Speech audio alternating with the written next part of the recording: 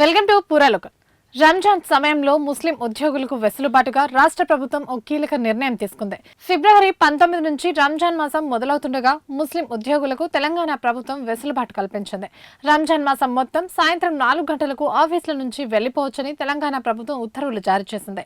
మార్చి 20న రంజాన్ పర్వదినం సందర్భంగా తెలంగాణ ప్రభుత్వం ఈ కీలక ఉత్తర్వులు జారీ చేసింది. అన్ని ప్రభుత్వ కార్యాలయాల్లో పనిచేసే ముస్లిం ఉద్యోగులు, టీచర్లు, contract, outsourcing, boards, corporation, public sector employees ఫిబ్రవరి 19 నుంచి మార్చి 20 వరకు సాయంత్రం 4 గంటలకే ఆఫీసుల నుంచి, స్కూళ్ల నుంచి వెళ్లిపోవచ్చని తెలంగాణ ప్రభుత్వం సర్క్యులర్లో తెలిపింది. రంజాన్ మాసంలో అత్యంత నియమ నిష్ఠలతో ఉపవాస దీక్షలతో గడిపే ముస్లింలు రాత్రింబవళ్లు నమాజ్లో లీనమై ఉంటారు.